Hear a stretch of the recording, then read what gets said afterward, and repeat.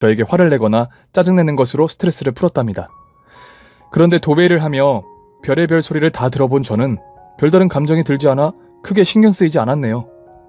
그런데 거의 말씀이 없으시던 시어머니가 제가 결혼한 지 한 달이 넘어가자 잔소리를 시작했습니다. 새아가, 너는 집에서 노는 애가 어떻게 된 게 이 밥상에 발전이 없니?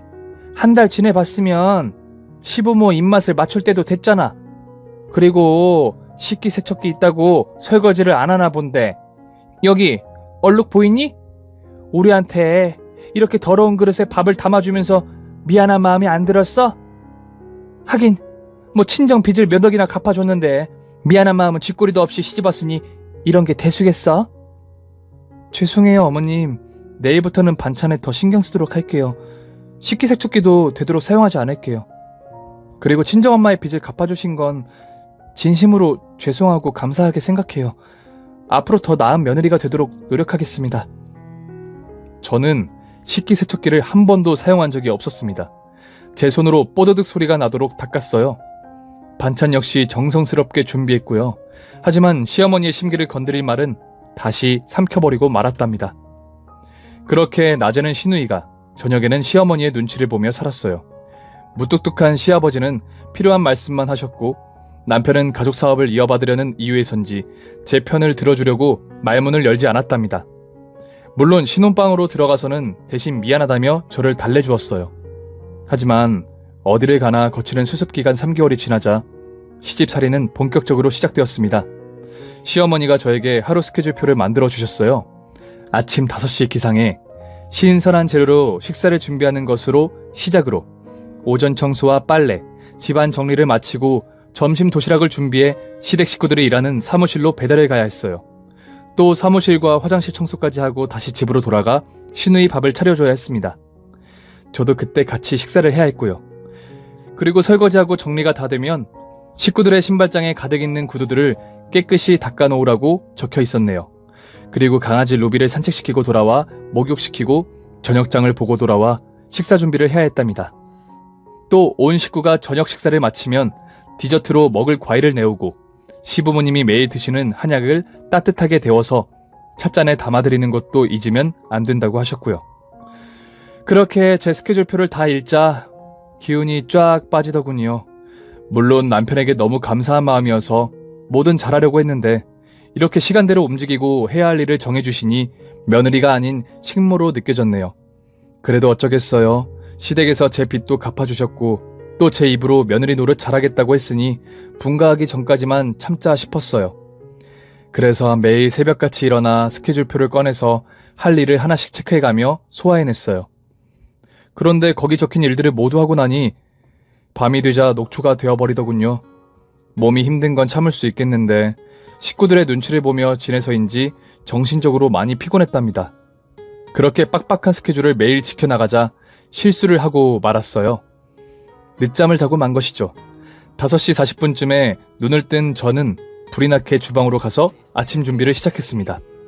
그런데 6시쯤 시어머니가 나오시더니 늦잠 잔 거냐? 아주 팔자가 늘어졌다. 내 아들이 빚을 갚아줬으면 고마워서라도 정신 차리고 시부모 밥상을 차릴 텐데 말이야. 너 설마 대충 때우려다가 나중에 분가하면 뭐 그만이라는 생각하고 있는 건 아니지? 하고 짜증 섞인 잔소리를 하셨습니다. 아니에요 어머님. 요즘 제가 피곤해서 실수로 늦잠을 자고 말았네요. 다음부터 이런 일 없도록 하겠습니다. 그리고 절대 대충 하려는 마음 같은 건 없어요. 시어머니는 제가 스케줄을 잘 이행하자 이번엔 시도 때도 없이 전화를 걸어 집에 서류를 두고 왔다며 매일같이 심부름을 시키셨어요. 마치 절 일부러 괴롭히기라도 하듯이 말이에요. 그런데 그렇게 시댁 생활이 점점 힘들어지는데 남편은 시부모님 앞에서 여전히 아무런 말도 못했습니다. 그리고 저를 대하는 태도도 왜인지 점점 달라지더군요. 여보, 새벽에 일어날 때 좀 조용히 일어나. 부스럭거리는 소리 때문에 매일 깬단 말이야. 밖에서 일하는 사람 생각도 좀 해야 하는 거 아니야? 알겠어. 미안해. 앞으로 조심할게. 하지만 남편의 불만은 켜켜이 쌓여갔고 저를 볼 때마다 짜증을 냈답니다. 도시락 하나 싸우는 게 왜 이 모양이야. 벌써 밥이 식었잖아. 사무실에서 집까지 얼마나 걸린다고 벌써 식어버린 거냐고. 하여튼 마음에 드는 구석이 하나도 없어. 저는 참다 남편에게 한마디 했습니다. 지금 밖에 날씨가 영하 15도야. 집에서 여기까지 달려왔다고. 택시 타고 오면 어머님한테 혼나니까. 보온 도시락으로 바꿔드리겠다니까 숟가락질하기 힘들다고 하셔서 일반 도시락에 싸운 거라고. 당신 왜 이렇게 변했어? 당신도 시부모님처럼 이제 나를 식모 취급하는 거야? 이게 미쳤나? 그냥 미안하다고 말하고 다음부터 조심하겠다고 하면 될 것을 뭐? 식모 취급? 야, 내가 너한테 얼마를 해줬냐?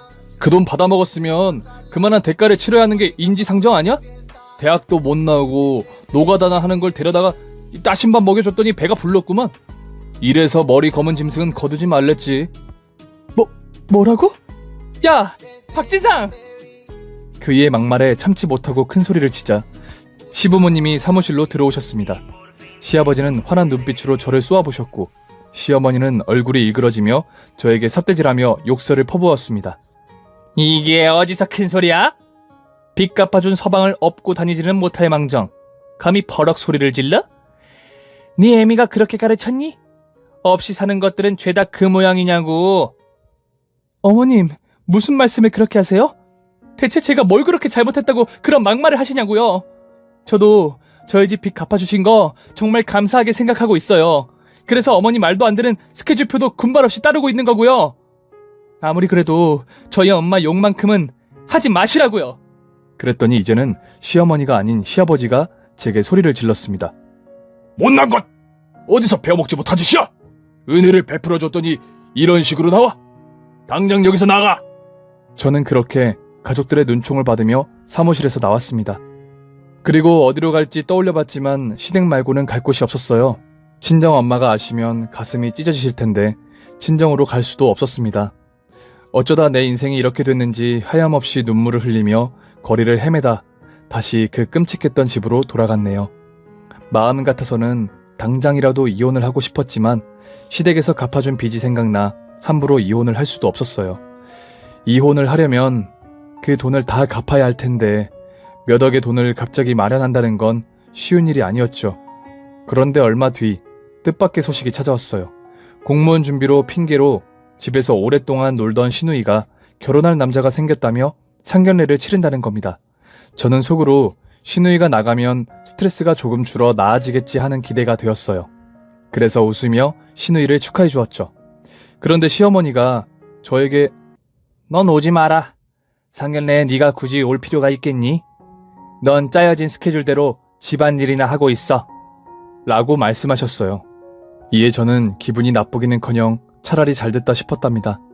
미워 죽을 만큼 싫은 시누이가 누구랑 결혼하든지 관심조차 없으니까요. 그래서 상견례 당일 오랜만에 집안에 혼자 남아 편하게 누워 시간을 보내고 있었답니다. 하지만 시어머니가 저를 가만히 내버려 둘 리가 없었어요. 전화가 걸려왔더라고요. 네, 어머님. 예, 너 지금 당장 내 방 가서 하얀 쇼핑백 좀 가지고 이리 와라. 내가 사돈 어른들께 줄 선물을 그만 깜빡했지 뭐냐. 그 안에 든 거 비싼 거니까 조심히 가져와. 시어머니는 사돈 되실 분들에게 줄 선물이라며 상견례장 주소를 저에게 보내셔서 택시 타고 빨리 오라고 하셨어요.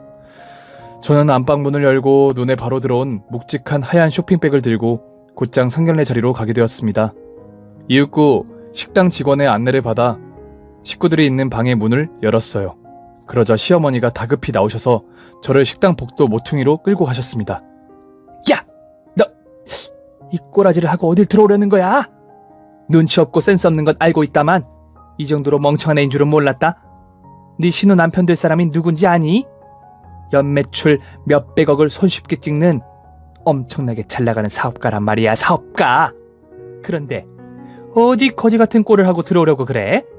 그냥 나한테 전화해서 선물 받아가려고 하면 되지. 아휴, 됐다. 내가 너한테 뭘 기대하겠냐? 어서 그건 하나 줘. 아니, 이게 뭐야? 잘못 가져왔잖아. 어이, 돌대가리야. 어머님이 하얀 쇼핑백이라고 하셨잖아요. 이게 하얀색이니? 아이보리색이지. 아유, 속 터져. 그러면서 시모는 너무 열받았는지 혼자서 막 짜증을 내다가 직원이 끌고 나오는 운반 도구에 올려져 있던 빨간 국물이 묻은 국자로 제 이마를 가격했습니다. 곧이어 제 이마엔 빨간 국물이 뚝뚝 떨어져 내렸고 저는 이게 대체 무슨 일인지 멍하니 있을 수밖에 없었습니다. 뭐하고 멍하니 서 있어? 당장 튀어가서 쇼핑백 안 가져와? 아유 속 터져. 어머니 지금 뭐 하시는 거예요? 이젠 저한테 손찌검까지 하시는 거예요? 제가 대체 왜 어머님한테 이런 일을 당하면서 살아야 해요? 정말 너무하세요. 더는 이렇게 못 살아요. 저 이제 이 집안 식모 노릇 그만할 거라고요. 네가 지금 뭘 잘했다고 그런 소리를 하니? 조용히 안 해? 사돈 식구들이 듣기라도 하면 어쩌려고? 너 오늘이 얼마나 중요한 날인지 몰라? 네가 진짜 중요한 날에 망치려고 작정했구나. 그동안 저희 집 빚 갚아주신 거 정말 진심으로 감사하게 생각했어요. 그래서 저도 최선을 다해보려 노력했던 거라고요. 그런데 제가 이런 식충이에 식모 취급까지 받으면서 살고 싶지는 않아요. 제가 어떻게든 그 돈 갚을게요. 그이랑 이혼하고 무슨 짓을 해서라도 갚을 테니까 그런 줄 아세요. 그러자 시어머니는 화가 머리끝까지 나서는 은혜도 모르는 년이라며 지금 당장 그 돈 가져오라고 발로 제 정강이를 걷어차며 마구 소리를 질렀어요. 복도가 시끄러워지자 시댁 식구들이 모두 룸에서 나와 저와 시모를 쳐다보며 난감해했어요. 시모가 가족들에게 별일 아니라고 상황을 설명하려는 순간 갑자기 누군가 저에게 달려와 저를 부축했습니다. 눈물이 앞을 가려 잘 보이지 않았는데 남편이 웬일로 제 걱정되어서 나오는 건가 생각했죠. 그런데 다른 사람의 목소리가 들려왔습니다. 지수가 괜찮니? 많이 다쳤어? 어디 봐봐. 저는 눈물을 닦고 목소리의 주인이 누군지 확인했습니다. 그는 신우이가 결혼할 남자였어요. 그런데 그 남자의 얼굴을 본 순간 눈물이 왈칵 쏟아지고 말았습니다. 신우이 남편이 될 사람은 다름 아닌 예전에 아버지 친구였던 분의 아들인 형주 오빠였어요. 오빠? 오빠가 여기 왜 있어? 지금 그게 중요한 게 아니라 병원부터 가자. 아니야, 살짝 긁힌 거야. 이서방 지금 뭐 하는 거야? 둘이 서로 아는 사이야? 형주 오빠는 시모가 묻는 말을 개무시하고는 식당 직원에게 부탁해 연고와 밴드를 제 머리에 바르고 붙여주었습니다.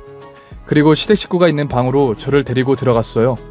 이윽고 아버지의 절친과 아내분이 저를 보고 깜짝 놀라셨습니다. 아니, 지수가. 맞구나. 그 긴가민가 했는데 지수기가 맞았어. 너 어디서 어떻게 살고 있던 거야? 내가 너랑 너희 엄마를 얼마나 많이 찾아다닌 줄 아니? 너도 알겠지만 돌아가신 네 아버지가 내 사업 부도를 막아줘서 지금까지 잘 살고 있다. 너에게 갚을 게 아주 많은데 널 이제야 만났구나. 아저씨 오랜만이에요. 그런데 이런 꼴을 보이다니 부끄럽네요. 잘 지내셨죠? 제 물음에 아줌마가 대답하셨어요. 아이고 지숙이 너 어떻게 된 거야? 여기 있는 사람들이랑 가족된 거였어? 우리가 애타게 찾을 때는 찾아지지도 않더니 사람 인연이라는 게 있나 보다. 우리가 이렇게 만날 거라고는 꿈도 못 꿨다. 잠시 후 제 뒤에 있던 형주 오빠가 말문을 열었습니다. 방금 상황 보니까 저 사람들 지숙이를 엄청 막대하더라고요. 장모님, 아니 이분이 지숙이 머리를 국자로 후리쳐서 지금 지숙이가 좀 다쳤어요. 밖에서 이 정도면 집안에선 더 하셨겠죠. 아버지 엄마 긴말 필요 없어요. 저 이 여자랑 결혼 안 해요. 아니 못해요. 이만 나가요 우리. 시댁 식구들은 지금 이 상황이 믿기지가 않는 듯 많이 당황스러워하고 있었어요. 저 또한 지금의 상황이 믿기지가 않았죠. 그때 당시 저희 집안은 꽤 부유했던 편이었는데 아빠는 아빠의 친구분이셨던 아저씨 회사가 망할 위기에 있을 때 아무 조건 없이 아저씨를 도와주셨다고 해요. 사업 망한 아저씨를 주위의 모든 사람이 피하기만 했었는데 오직 한 사람, 아빠만이 아저씨를 도와줬었다며 아저씨는 눈물을 글썽이며 말씀하셨습니다.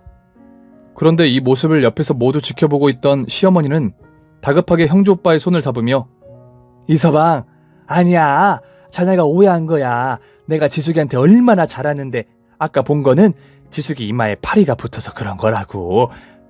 라고 말도 안 되는 변명을 늘어놓았어요. 하지만 형주 오빠와 아저씨, 아줌마가 그 말을 믿을 리가 없었고 그 자리에서 결혼을 파토내고 말았답니다. 신우이는 울고불고 난리를 쳤고 제 남편은 아무 말도 못하는 벙어리가 되었죠.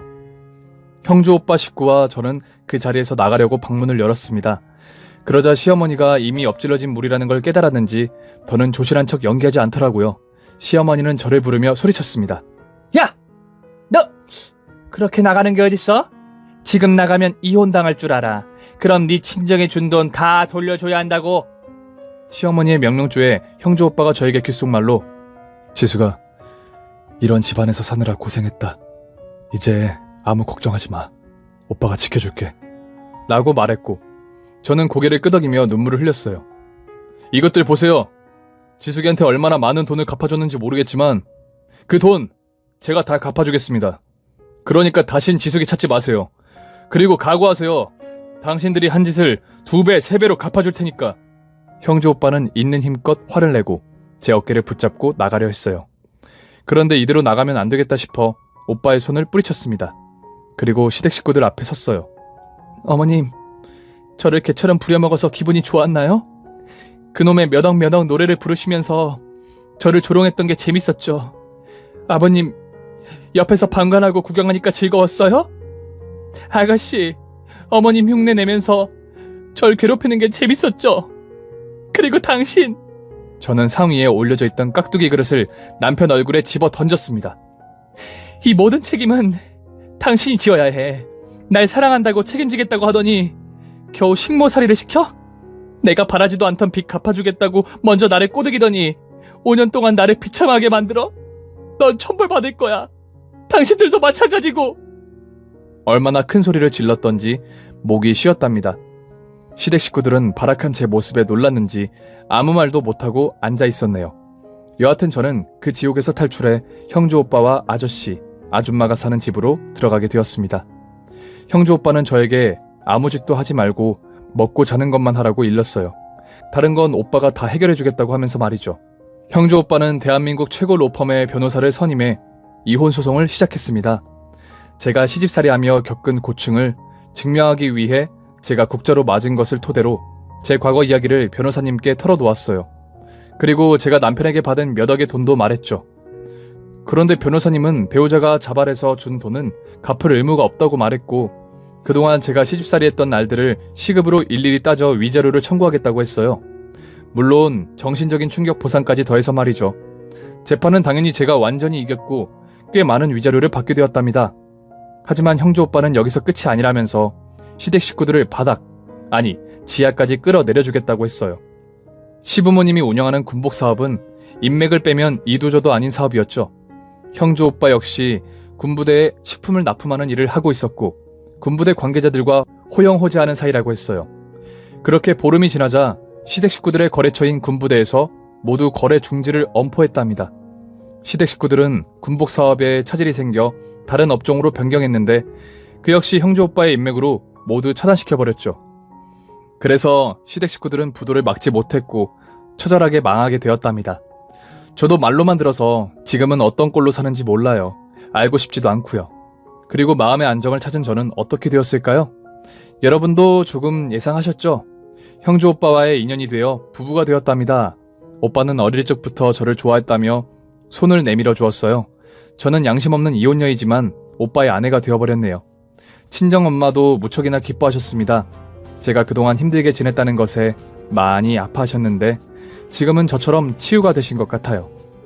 또 하나 소식을 알려드리자면 저와 형주 오빠 사이에 귀여운 아들이 태어났습니다. 그래서 지금은 행복에 겨운 날들을 보내고 있답니다. 비주로 시작해 모진 세월을 보냈던 미련한 제 이야기는 이렇게 해피엔딩으로 끝나네요. 여하튼 제 이야기를 마음 깊이 들어주신 당신께 진심으로 감사합니다. 오늘 사연은 여기까지입니다.